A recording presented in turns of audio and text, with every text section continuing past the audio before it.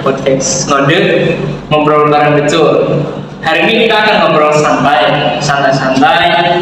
Cuman nanti isi pembahasannya itu sangat berbobot sekali teman-teman. Karena ini penting banget buat kita renungkan. Dan tema besar hari ini adalah etika dalam kehidupan sosial. Nah, nanti kita itu akan bedah bagaimana etika ini bermanifestasi dalam beragama, kehidupan sosial, dan kehidupan sehari-hari kita dalam bermedia sosial. Hari ini istimewa banget teman-teman, karena aku nggak sendirian. Di sebelah aku sudah ada 3 narasumber yang spesial, yang luar biasa. Mereka sudah ahli di bidangnya masing-masing. Ada narasumber pertama dari Mbak Ilang, dia yang ahli dalam pemikiran Islam. Terus juga narasumber kedua dari Mbak Adlina yang mengamati, dia itu seorang sosiolog lapangan. Dan narasumber terakhir, narasumber ketiga kita yaitu Mbak Suma, dia yang mengamati dunia digital kita. Halo semuanya, apa kabar?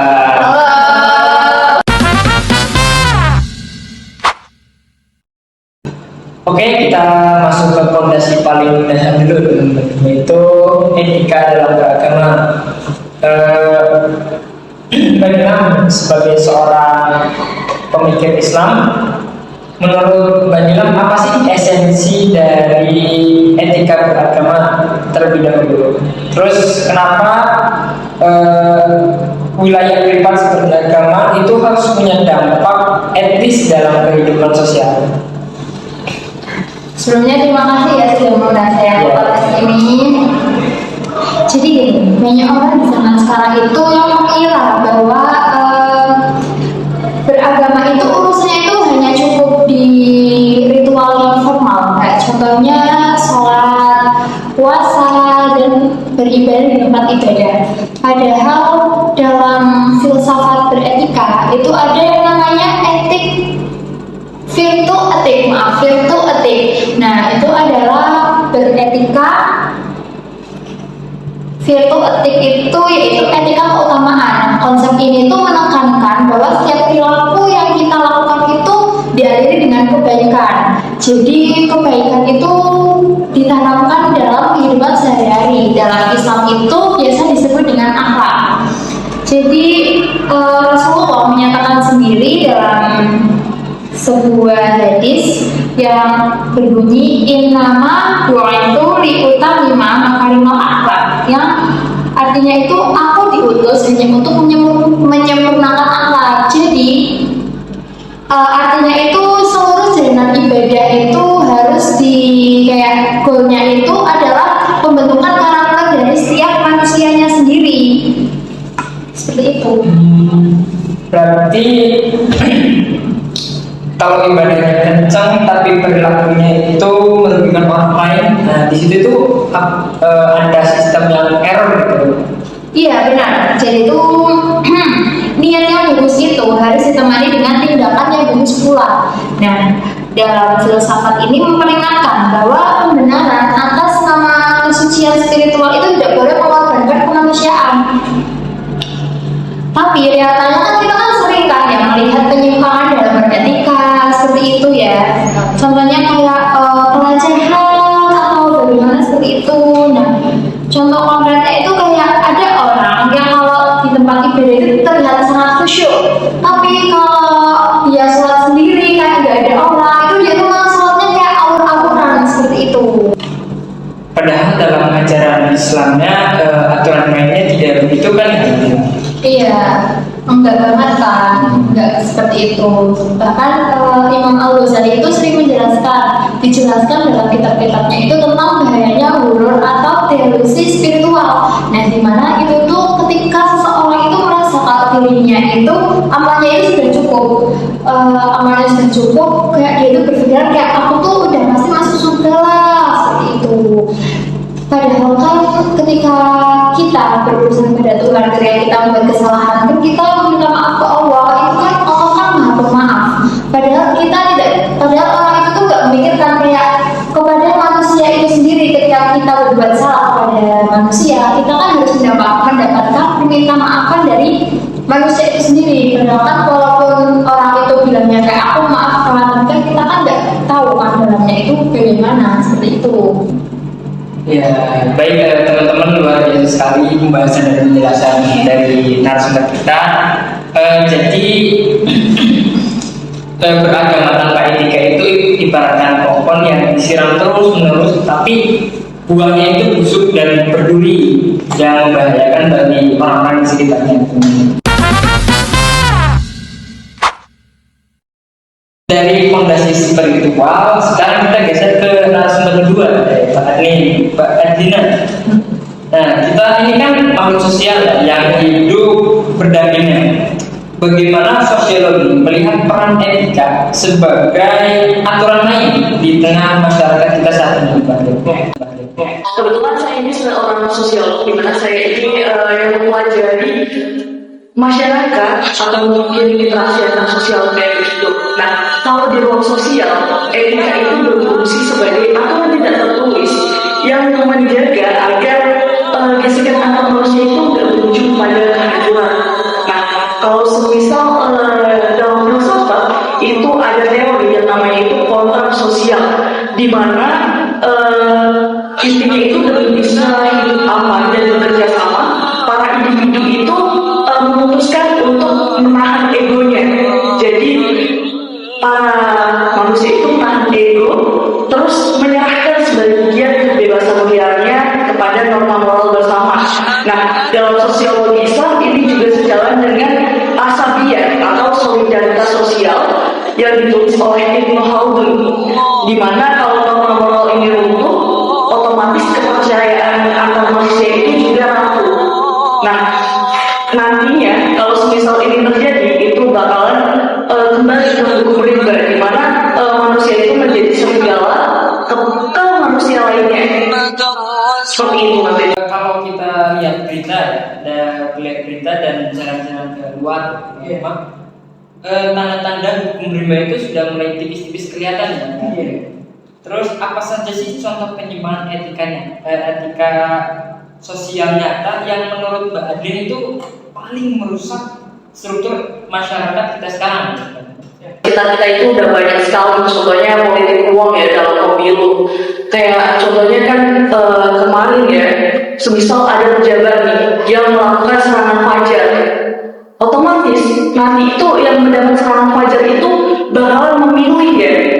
Padahal kan ini itu penyimpangan yang luar biasa merusaknya. Gimana solusinya? Maksudnya uangnya 100.000 ini contohnya itu bakalan habis mungkin dalam 1 hari atau mungkin 1 minggu. Sedangkan pejabatnya ini bakalan menjabat selama 5 tahun lamanya, gimana pasti programnya rusak kalau misal kualitasnya itu gak bagus. Atau mungkin kita bisa lihat di mana korupsi dan suap itu di mana-mana. Semisal ada nih fenomena di mana masyarakat itu harus membayar dulu sebelum melakukan sesuatu. Jadi di situ banyak sekali. Contohnya, semisal kita menyuap polisi untuk mendapatkan SIM, itu kan sudah terjadi di mana-mana ya. Dan karena itu sudah terjadi di mana-mana dan terus-menerus, kita jadi mewajarkan. Itu kan sebuah penyimpangan yang merusak sekali. Ya. Lalu selanjutnya itu mungkin ada di diskriminasi ya. Kita sering kali lihat ya, kalau semisal ya ada beberapa perusahaan atau mungkin gimana gitu memilih-milih dalam mencari pekerjanya. Jadi semisal orang sini itu kadang nggak masuk di itunya. Jadi kayak membeda-bedakan gitu. Karena ada orang yang memang Iya, itu juga termasuk penyimpangan budaya. Lalu yang selanjutnya mungkin yang paling merusak pelanggaran fasilitas umum. Kita sering kali ya lihat orang-orang itu kelihatannya sepele kayak buang sampah cuma 1 detik, tapi kan nanti kan kalau misal numpuk itu bisa menjadi banjir, atau mungkin nanti kayak kita lihat di sekitar kita ya di Pekalongan itu pas itu TPU tutup ya, itu kan sangat parah ya. Jadi jalan itu di pinggir jalan sehingga baunya gak enak, mengganggu jalan raya, harusnya dilintasi mobil tapi nggak bisa buat lewat, seperti itu Mas Ejo. Terus menurut Mbak Adin nih, ada yang disebutkan korupsi. Itu bagaimana korupsi? Iya, buat korupsi. Sebenarnya korupsi ini sangat buruk juga, karena yang seharusnya ya, semisal dananya itu 1 triliun. Nah, tetapi karena ada pejabat yang korupsi, entah itu 500 juta atau mungkin lebih, yang seharusnya nih, semisal dana 1 triliunnya itu buat bangun jalan, tapi karena dikorupsi, jadinya 500 juta doang yang itu, otomatis kualitas jalannya itu bakalan beda dan bakalan lebih mudah rusak. Ya, dimana nantinya ya seperti yang terjadi di sekitar kita. Apalagi kan itu kan pasti kan kayak ngetesnya itu para bupati atau gimana ya pejabatnya itu cuma ngelihat pas beberapa saat doang. Jadi kan nggak setiap hari lewat situ. Baik, ngeri juga ya kalau dijalankan begitu ya. Tapi kayak gitu udah jadi kayak habit gak sih, kebiasaan Iya. politik uang kayak kalau kadang kan ada apa sih namanya serangan fajar. Nah, yang serangan fajar itu kan kadang kan kayak apa gimana sih kayak untuk menyadarkan masyarakat kayak itu tuh gak baik kan ada orang yang nggak tahu kita dapat uang juga kayak itu kan kalau misalnya ada tadi Islam suap itu kan sebenarnya nggak boleh kan. Nah, itu gimana kayak menyadarkan masyarakat itu tuh nggak boleh loh. Nggak boleh. Nah, buat yang menyadarkan ini sangat susah sebenarnya. Kayak kita kan lihat ya, yang sekarang terjadi ya, misal kayak ada orang demo buat, padahal kan itu buat kebaikan kita ya, tapi masih banyak orang yang denial, yang ngeyel. Pokoknya kalau sendirinya itu belum terkena imbasnya, dia itu belum sadar. Iya, benar banget. jadi mungkin disadarkannya itu bakalan lebih terlambat. Jadi semisal dia sadar itu sudah terlambat, semuanya udah terjadi. Itu yang bagian pentingnya kita buat merubah mindset orang-orang masyarakat kita sih. Sebenarnya gitu sih. Soalnya ini demo aja kan ada yang di swap ya, kayak disewa gitu buat dukung pemerintah. Iya. Yang buzzer-buzzer. Iya. Ini juga buat PR penting ini kita. Baik. Terus Mbak Din, dampak jangka panjang dari kebiasaan buruk tadi, ya kan kebiasaan buruk itu sudah terjadi ya. Itu apa? Berdampak buruknya itu apa buat menurut kacamata sosiologi? Oke, mungkin dampaknya itu bakalan berlapis Mas Rizul. Mulai dari meningkatnya kecurigaan antar warga seperti tadi kan sama buzzer, jadinya tuh antar warga itu jadi saling menyerang. Terus juga menurunnya keinginan untuk bergotong royong. Jadi semisal musuhan kan kita nggak bisa bersatu lagi. Iya. Terus puncaknya itu sampai normalisasi perilaku buruk kayak tadi. Semisal kita mau bikin SIM harus menyewa dulu 700.000 begitu ya. Nah, filosof seperti Aristotle ini pernah bilang kalau keutamaan moral itu terbentuk dari kebiasaan. Nah, kalau sebuah masyarakat setiap hari disuguhi dan membudayakan penyimpangan, itu maka kebajikan akan sulit tumbuh. Jadi kontrak sosial runtuh dan masyarakat akan pelan-pelan hancur dari dalam karena kehilangan kompas moralnya. Jadi seperti yang saya bilang tadi, ini menjadi PR penting bagi kita untuk mengubah mindset masyarakat. Iya. Betul sekali. Oke, baik. Ini sudah sangat seru sekali ya. Ini benar-benar alarm buat kita semua, teman-teman. Jadi hukum moral saja itu nggak akan cukup kalau moralitas individunya itu sudah kopos. Kita pindah geser ke etika dalam sosial berikutnya. Itu dari narasumber ketiga ya. Oke, sekarang kita masuk ke riba digital. Riba digital yang efeknya nggak kalah nyata dari dunia fisik, teman-teman. Oke, Mbak Azuma, sebagai seorang yang mengamati komunikasi dan media sosial, ruang maya kita ini kan menawarkan kebebasan luar biasa ya, kebebasan yang sangat bebas. Tapi kenapa kebebasan ini justru sering kebablasan? Di era sekarang ini digital itu semua orang mesti tahu apa itu media sosial kan? Iya, benar. Ya. Terus karena di dalam media sosial itu kan jangkauannya luas. Terus kita belum tahu di balik akun itu kadang ada akun anonim yang kita nggak tahu itu siapa. Jadi karena kebebasan itu kadang seorang itu bisa melakukan luar batasnya. Itu tuh biasa disebut dengan, kalau dalam psikologis itu ada di online disinhibition effect, dimana itu kayak seorang itu pemberani, dia tuh di media sosial berani, kayak berani berinteraksi, berani berkomunikasi, bahkan berani mencaci sesama pengguna media sosial, tapi belum tentu di real life-nya itu mereka berani.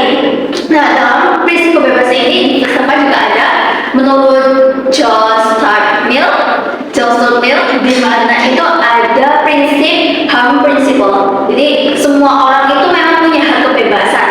Namun dalam hak kebebasan ini juga harusnya dibatasi. Kalau misalkan hak kebebasan itu sudah terlewat batas, kayak menyakiti atau merugikan orang lain, itu sebenarnya itu tidak dibenarkan.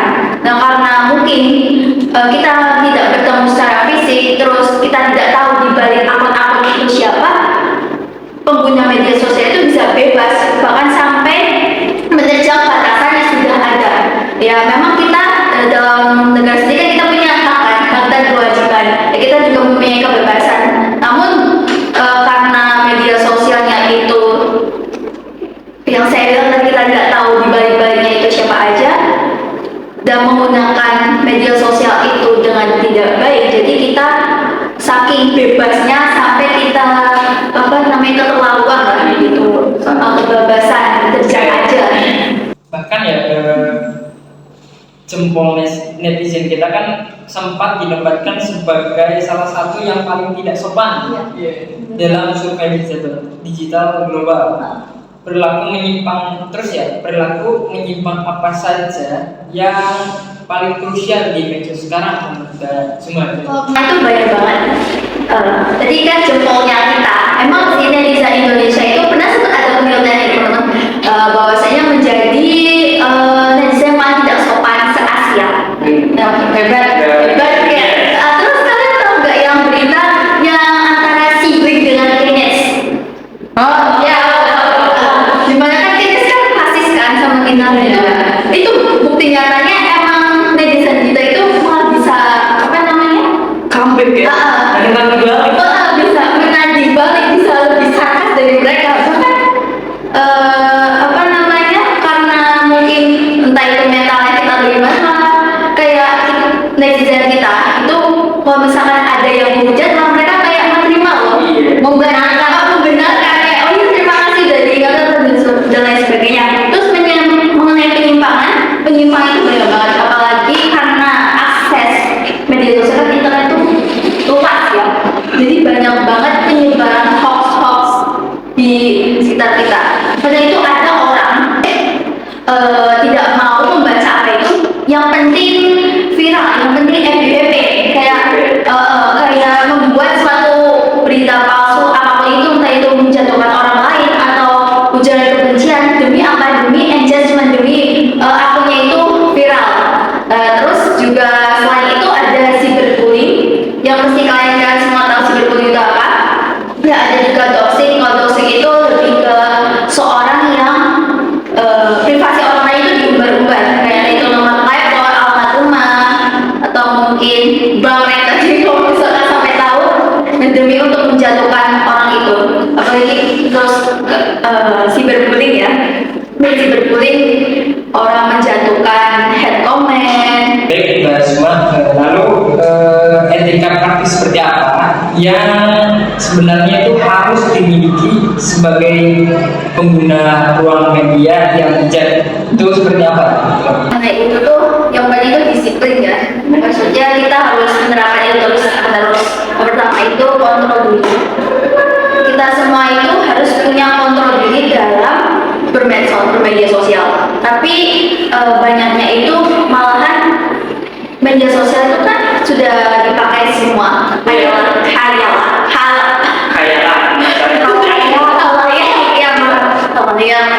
anak di bawah umur itu udah ada yang mereka tuh di media sosial.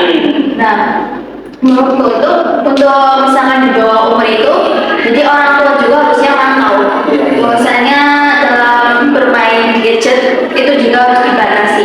Ya, ada kontrol diri, ada pemantauan. Terus yang kedua adanya literasi digital. Jadi sebelum kita men-share sesuatu berita apapun, sebelum kita komen, kita tuh harus mikirin ini dampaknya itu apa. Ya, benar.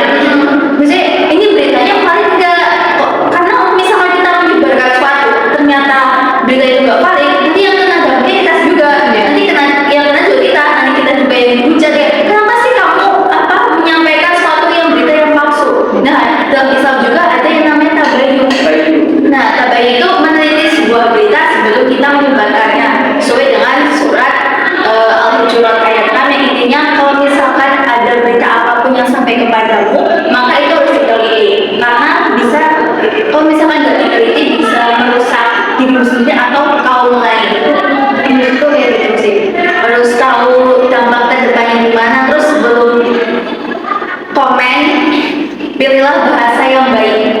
Jadi kalau kita mau komen itu harus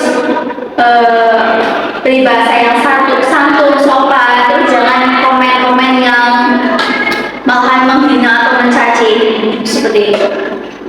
Aku mau tanya nih, pendapat Mbak Zuma ya sebagai seorang ahli media sosial seperti itu, bagaimana ketika ada seorang anak yang kecanduan main HP terus, kayak kecanduan main game seperti itu, Kak. Dia kalau nggak dikasih HP itu nantinya tuh jadinya tuh tantrum, nggak mau ngapa-ngapain seperti itu. Nah, sebagai untuk Mbak Zuma, nah itu bagaimana sih cara mengatasi seperti itu anak yang tantrum ketika nggak pegang HP? Itu harusnya dari awal. Kalau misalkan anak tantrum ini usianya berapa dulu? Usianya ya sekitar anak SD itu apa TK atau balita. Bahkan balita juga bisa ya. Sebenarnya itu salah, bukan yang saya menyalahi. Seharusnya sebagai orang tua itu kita itu jangan langsung koyo apa mengenalkan media sosial atau HP ke anak yang masih di bawah umur, karena nanti efeknya juga kayak gitu. Misalkan nggak mau makan kalau misalkan sebelum disodorin HP. Nah, menurutku itu kayak gitu. Jadi kayak dari orang tuanya sendiri itu harusnya membatasi, kan bisa dialihkan loh tanpa melihat gadget, kan bisa dialihkan kayak apa namanya, dengan mainan atau dengan reward. Misalnya oh kalau kamu nggak makan nanti nggak aku kasih apa gitu. Misalnya kamu mau makan, kamu mau ini, nanti ibu kasih ini ya gitu. Nah, menurut saya itu seperti itu. Jadi baik lagi sih, kayak orang tuanya juga tuh harus membatasi. Kalau misalkan HP-nya udah diambil, nah itu kan udah kecanduan ya. Nah kalau udah kecanduan itu menurut itu bisa didistraksi dengan hal lain. Misalkan selain dari gadget, apa yang anak itu suka? Misalkan dia suka bermain bola atau apa, bisa ayo main bola atau ayo apa gitu. Dan jadi berarti yang menurut kalian yang kemarin peraturan pemerintah yang melarang anak di bawah umur 16 tahun itu, menurut kalian yang harusnya dikasih peraturan itu harusnya orang tuanya nggak sih? Secara kan semisal ya anak itu kalau semisal belum mengenal sesuatu kan, kalau semisal nggak disodorin sama orang tuanya, itu kan nggak tahu kan ya, nggak tahu sih ya, lebih ke orang tuanya sih. Itu sebagai orang tua juga kadang orang tua pengen praktis ya, kayak kok anakku nggak dapat, kalau misalkan disuguhin HP ya udah aku kasih HP aja, nggak dapat, berarti itu juga salah tuh. Ya berarti seharusnya di sini yang harus kita ubah itu pola pikir orang tua. Aja harus diedukasi. Benar. Oke, jadi kesimpulannya dalam tadi yang dibahas dalam teman-teman itu, dalam ruang digital ya, apa yang kita ketik itu mencerminkan isi kepala dan kebersihan hati kita, teman-teman. Oke, luar biasa sekali obrolan kita hari ini, teman-teman. Rasanya waktu berjalan sangat cepat sekali kalau kita membedah realitas sosial. Dan dari sudut pandang yang mendalam seperti ini, kita sudah mendengar ulasan yang lengkap, mulai dari bagaimana etika dalam beragama itu harus mewujudkan menjadi karakter yang baik dan yang nyata. Terus juga bagaimana kontrak sosial itu di masyarakat harus dijaga ya. Terus hingga bagaimana ya kita itu harus bertabayun ya, seperti tadi yang saya katakan oleh narasumber kita, harus bertabayun sebelum kita post ya. Oke, sebelum kita akhiri mungkin ada kalimat penutup singkat dari para narasumber. Dari saya dulu ya. Yes. Jadi kita itu harus menjadikan agama itu utama diri kita, agar kita itu tidak melampaui batas. Jadi bukan hanya sekedar yang tadi saya sampaikan kayak yang penting sholat, tapi kita itu harus benar-benar menanamkan karakter atau akhlak yang baik dalam diri kita, agar kita itu tidak melampaui batas, atau kita bisa kayak mengetahui mana yang benar, mana yang salah, mana yang menyimpang, seperti itu. Nah, kalau dari saya, masyarakat yang beradab itu tidak dibangun atas dasar hukum yang tentu saja. Jadi dibutuhkan konsistensi yang terus-menerus. dalam hal etika di ruang publik. Itu dari saya. Menurut saya sendiri, sehebat apapun media sosial, kita terus bijak, terus buat apalagi khususnya orang tua, tolong diubah mindsetnya. Jangan, maksudnya mereka juga harus diedukasi bagaimana menggunakan media sosial dengan baik, dengan bijak. Oke, luar biasa sekali. Terima kasih bagi para narasumber atas pemikirannya dan perspektifnya yang bisa mencerahkan hati kita semua ya teman-teman. Terutama bagi saya sudah bisa menambah wawasan dan pandangan saya. Terima kasih banyak juga kepada para pendengar dan penonton karena sudah melihat dan mendengarkan menonton obrolan kita dari awal sampai akhir. Semoga episode ini dapat memicu dan mendorong kita ya untuk menjadi individu yang lebih bijak dan bertanggung jawab dalam bertindak. Ya, saya pamit ya undur diri. Cukup sekian dan sampai jumpa di episode model berikutnya. See you.